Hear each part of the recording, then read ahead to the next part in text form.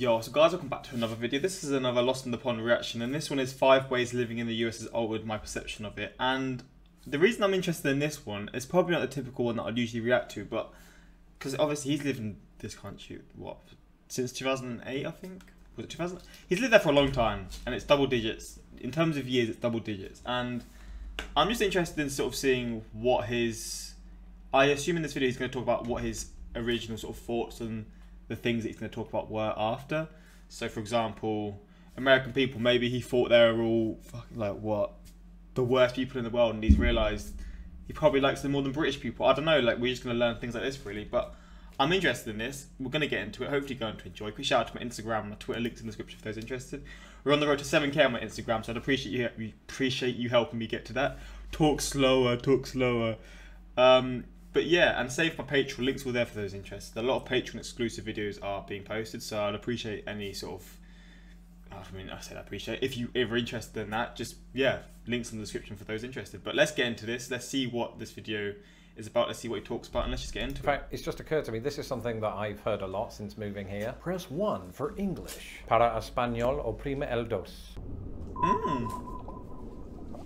Hello, this video is sponsored by the Great Courses. Oh, he's got a sponsor. King Lawrence has got a sponsor. Oh, an absolute don. I'm Lawrence Brown, and I'm on a quest to uncover all of the memos that Britain and America lost in the pond. And one of those memos pertains to... If you're interested in his sponsor, you know what to do. Links in the description. And, I mean, if you want to subscribe to him as well, links are all there for those interested, man. Happy for him, man, honestly. It's no secret that both Britain and America have perceptions about one another. For instance, some Americans will ask me, "Ooh, Lawrence, is it true that you all live in castles?"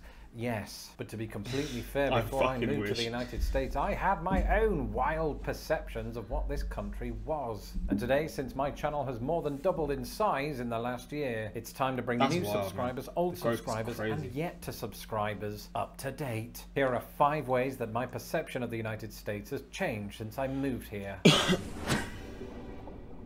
American history, that wildly misunderstood. I'm just gonna leave it. Beast. In Britain, you'll occasionally hear remarks like, "Ooh, America doesn't have history." In Britain, we've got churches older than dinosaurs and Keith Richards. No, they say, America is like the Macaulay Culkin of countries. But this line of thinking overlooks one very important fact. Macaulay Culkin is 40. But also, human history on this continent dates back to before Alfred the Great was even in nappies. Exactly, man. But people just think the US was just began when, like, the settlers came here, or like the British or the French or whenever. Like, is it? What, I can't ever think of the words. The settlers, the people who founded the US or whatever. Which, I mean, it was always here, but I guess however you want to look at it. But there's people here way before that. I mean, again, he's going to explain it probably as long as anywhere in the world. It's just maybe it wasn't recognized as a specific country, or it was like sort of different. Well, it was different tribes, etc. Diapers. You see, growing up in Britain, I was only given a kind of narrow view of Native American history. But the truth is, millions... I didn't learn about Native American history at all. Native American people lived on the North American continent thousands of years before Sir Walter Raleigh laid his eyes on Roanoke. And when you live here, evidence of this is all around you. Recently, I paid a visit to Cahokia Mounds right here in Illinois. And on these mounds, 1,000 years ago, a city of 20,000 Mississippian natives lived. And while by today's standards, that number probably doesn't sound that big, at the time that was more than the population of London. Humans, not rats. Jesus. And that's relatively recent. One story that really blew me away, pun intended, was that Native Americans were alive, living in the area, and likely witnessed the formation of Crater Lake in present-day Oregon. This occurred almost 8,000 years ago upon the collapse of Mount Mazama. Now, of course, when assumptions are made about America not having much history, people are really referring to the United States of America. But the thing that I've come to realize about this is that it has a lot of history packed into a short time frame. For context, let's go back in time. Not literally, I don't have a flying saucer. But switch on the time circuits to a quarter of a century after the signing of the Declaration of Independence. In 1800, the United States was home to just 5 million people. That's less than present-day London. And the country's been busy in that time because today it stands at 330 million. In 1800, the United States was basically a country only east of the Mississippi River. That'll be important in a moment. In 1800, Chicago, the Windy City, the place that I currently live, didn't exist and wouldn't for 35. What? That's nuts. Wait, really? When was Chicago founded, I guess? 1833, and it's now the size it is. See, that blows my mind. I want to see loads of cities. Now, I'm going to see with all of these cities. This is going to be a later one, I think. Oh, it isn't actually. I guess it just got people actually started moving there properly when the AC, like aircon, was like invented. New York's probably the oldest, or one of the oldest, right? Or Boston. 1624. Boston. 1630. I find this stuff so interesting. I love looking at this kind of stuff. Miami, fuck it. 89. Fuck me. 1896, and that blows my mind. What about I'm trying to think of Houston. Bro, that blows my mind. Dallas 1841, Texas and as a whole 1845, San Antonio 1718. Man, I love looking at this kind of stuff. I'm going to look at one more. Sorry, this is going to just be out of context. I love seeing these sort of things. This is like what I used to just do as a kid, just looking up this kind of stuff.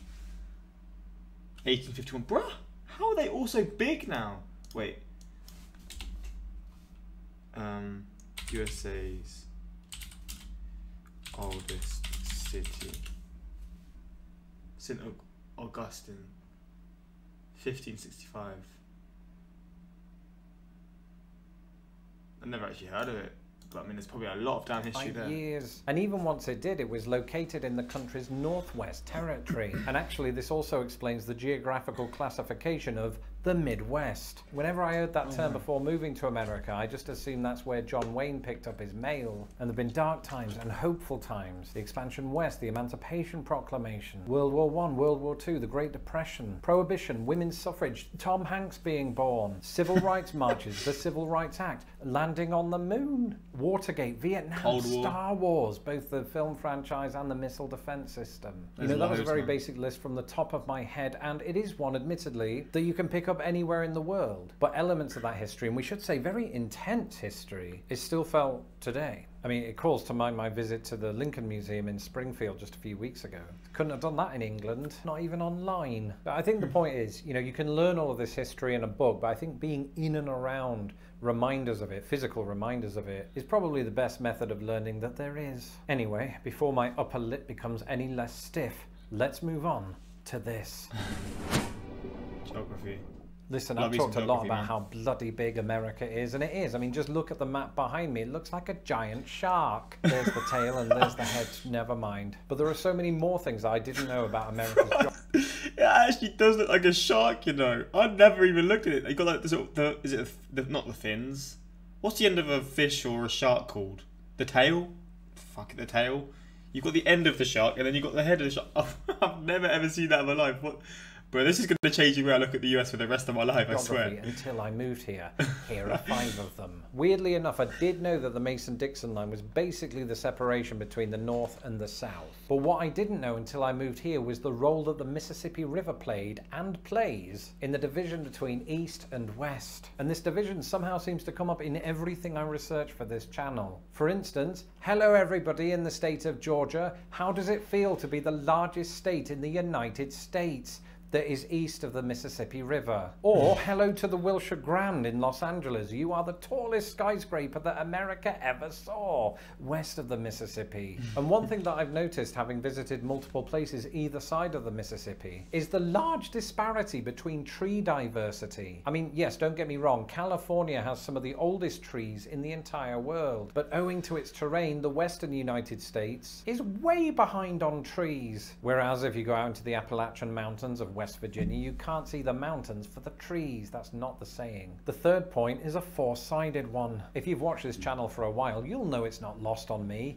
America is made of rectangles. Literally, in the case of this map. I'll never tire of the fact that the US flag, hundreds of US counties, most US streets, several city parks, and Colorado and Wyoming are all rectangles. but living in their rectangular worlds are some decidedly non-rectangular people. And because there are 330 million Americans, I always assumed that the population density of each state was similar to that of the United Kingdom. But something that I've learned since living and crucially working here, I feel like the population density in the UK is probably one of the worst places. There's so many people who live here in such a small area. Especially England, because Scotland, there's a lot of people who live in certain areas, but then there's the mountains where lots of people don't live. Here, it's just people just... I mean, London's like, what, 10 million people? Maybe a bit less, maybe a little bit more. And that's what? 25%? 20, no, it's like 20%, oh no, it's probably like 15-20% of the English population in England.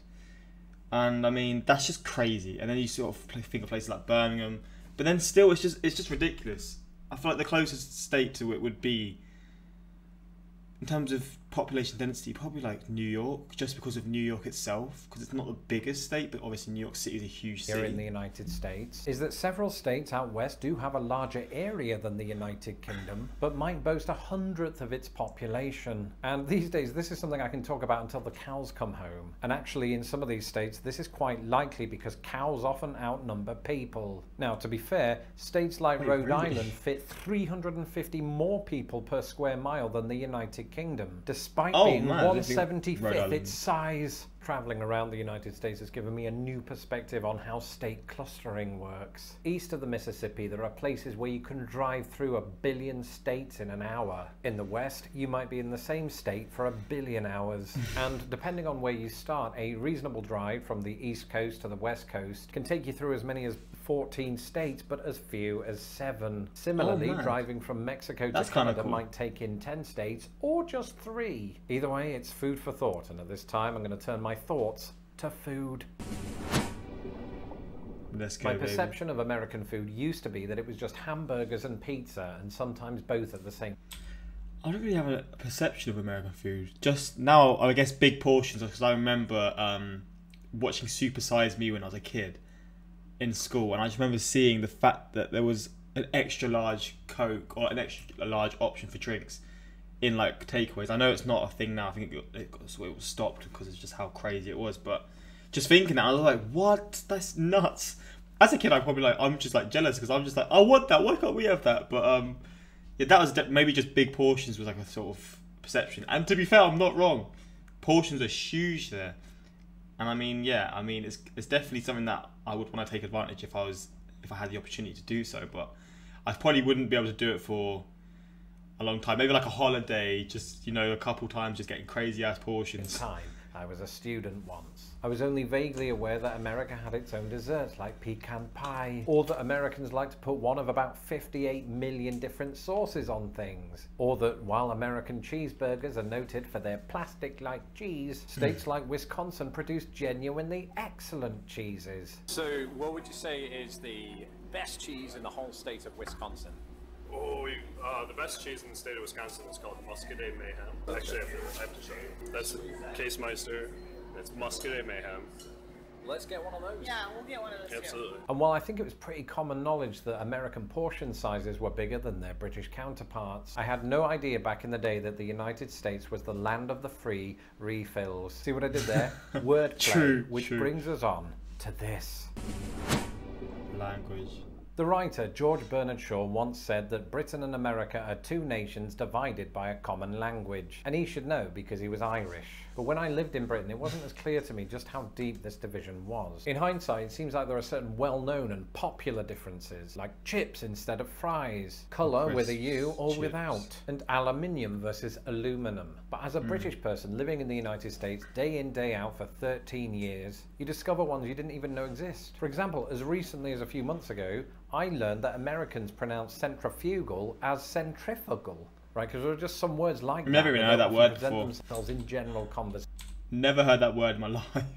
As recently as a few months ago, I learned that Americans pronounce centrifugal as centrifugal. right? Because there are just some words like that that don't often present themselves in general conversation. And so for years, I might have been pronouncing something in the British way, and Americans would have thought I was a right numpty, and I would have had no way of knowing except by reading the comments section. But to address American English specifically, only by living here did I become aware of regional differences, right? How most of America says Mary, Mary, and Mary all the same, but some parts don't. Or how the country regionally differs on what they call a fizzy drink: soda, pop, Coke, tonic. Or how Midwesterners use the word ope, and how the rest of America does not do that. And when I lived in Britain and I thought about the United States, it never really occurred to me that there was one other language in particular that's quite prevalent over here: Spanish. Whereas Britain often has, say, Before I got into this as well, that surprised me. Now I've learned about it and it makes sense. But before, when I first sort of found out, I was like, wait, what? But it does make sense because of like the huge like Mexican American population in the US. Instruction manuals in English, French, Welsh. American manuals and public information will usually include a Spanish version of the text. In fact, it's just occurred to me, this is something that I've heard a lot since moving here. Press 1 for English. Para español, oprime el dos. And of course, now that I'm here, all of this makes sense. You know, not only is the United States bordered with Mexico, but the country is home to more than 50 million Hispanic or Latino Americans. And funnily enough, to tie this back to food, because eventually everything comes back to food, Britain itself has begun to embrace Mexican and Tex-Mex establishments. Seems like all of the good things happened after I left. Anyway, amid all of this talk of language, have you ever wondered how English took on a life of its own in America? Well, now, thanks to the Great Courses Plus, you can learn... Getting this money, boy!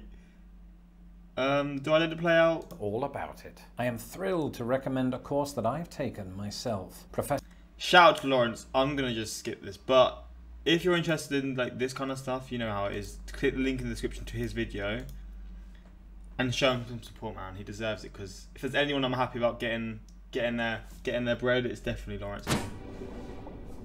Americans, when we British people think of Americans, what do we think of? What do we picture? As a child of the 80s, I imagine that a large percentage of you were perfectly embodied by J.R. Ewing and Sue Ellen. Mind you, I'm the same kid that thought the Golden Girls was set in New York City because the intro featured large buildings and also because Different Strokes was set there. But I've since realised it's the most Florida thing that ever Florida'd. But in many ways, Florida itself provides Britain with a false view of Americans and, let's face it, Floridians. No. Because I think we think that something like, you know, 1 in 2 Americans is a Florida man, and that's silly. I think it's like anywhere else. When you oh man, I love the Florida man. I'm so sad that the only in Florida reactions are over. There's no more. I thought there was like 30, 40 of those videos I could do. I'm gutted, man. There's no more of them that I can do, and I'm so sad. Sit down with most Americans in real life as opposed to Twitter. I think most Americans are good-hearted and polite and curious, and have I just been hanging around with the wrong Americans? Maybe I should just go for a drink with Chainsaw Jim. Put it this way, you know who's approachable and who's not. You know who's your bag and who isn't. I mean that in a metaphorical sense. Don't at me on Twitter. And yes, Uncle Toby, I hear you. Ooh, you have to like Americans because your wife's one. No, that was a theoretical conversation with Uncle Toby. That is it for this video. Let me know in the comments below if you visited a country and whether your perception of it changed afterward. I'm Lawrence Brown. You can follow me on Twitter at Bro, I've still not visited a country. I mean, I went to Spain, but I didn't really explore it like that, which is quite sad for me. Brits think 100 miles is a long distance. Yanks think 100 miles is a long time. Wait, 100... Oh, 100... Wait. Oh, that's actually 100 miles. 100 years is a long time. It's a good way to put it, to be fair. I feel like I've seen that saying before, maybe a different way, but similar.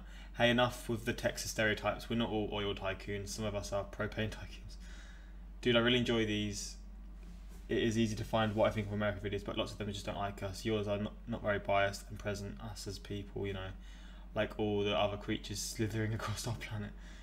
26 of the 50 states are named after Native American tribes.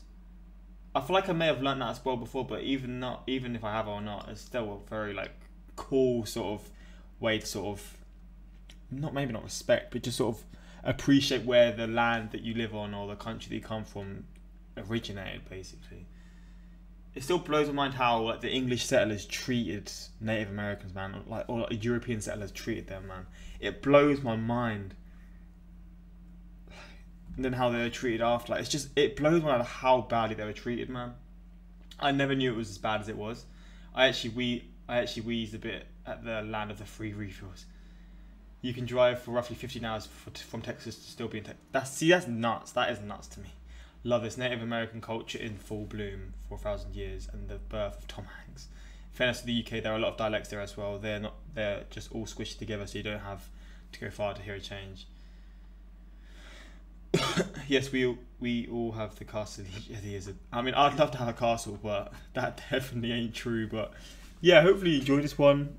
More reactions from Lost in the Pond. You know how it is. Suggest some videos you want to see in future. And I mean, yeah, until next time, like, subscribe. Peace.